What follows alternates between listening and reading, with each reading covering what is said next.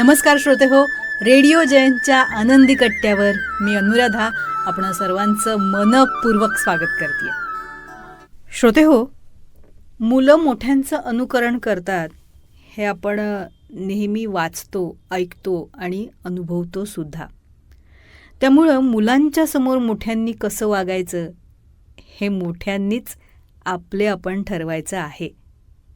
म्हणजे आपल्या मुलांना सुसंस्कारी बनवायचं असेल, नम्र बनवायचं असेल, आज्ञाधारक बनवायचं असेल तर त्याच पद्धतीची घरातल्यांची एकमेकांशी वागणूक असणं हे फार गरजेचं आहे.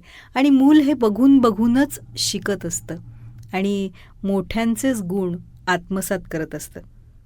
याच विषयी शिवानी दीदी यांनी एक फार चांगला विचार मांडला आहे.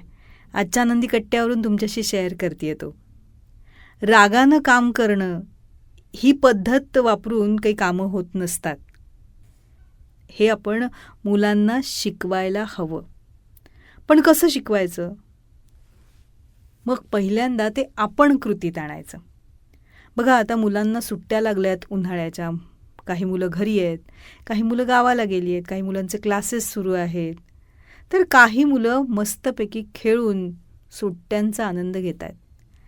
अशा वेळी मुलांना त्यांच्या मोकळ्या वेळामध्ये आपण छोट्या छोट्या कामांची सवय लावणं, छोट्या छोट्या स्वच्छतेची कामं त्यांना शिकवणं हे आपल्या सगळ्या घरातल्यांच्या हातात आहे.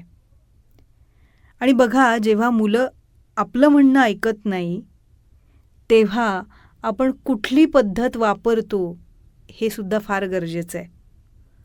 मग त्यावेळी आपल्याला राग येतो का? आपण ओरडतो का?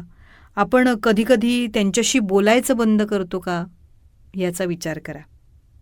मग आता जेव्हा आपण मुलांचं ऐकत नाही तेव्हा मुलंसुद्धा गोंधळ घालतात, आरडाओरडा करतात, बोलायचं बंद करतात, जेवायचं बंद करतात. मग मुलं जेव्हा हे करतात तेव्हा आपण सुद्धा त्यांचं म्हणणं ऐकतो.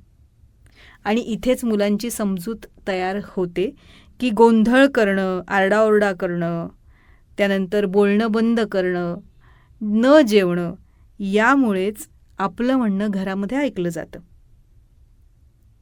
प्रेमानं एखादी वस्तू मागितली तर आपल्याकडे मिळत नाही, त्याच्यामुळे मग ही मुलं हा मार्ग अवलंबतात.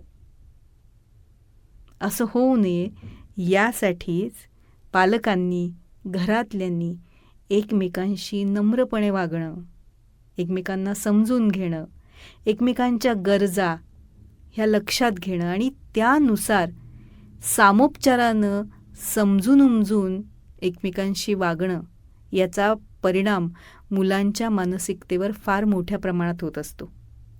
त्याच्यामुळे मुलांना नम्र आणि आज्ञाधारक बनवायचं असेल ना तर त्यासाठीचे बदल पालकांनी अगोदर स्वतःत करणं हे फार गरजेचं आहे.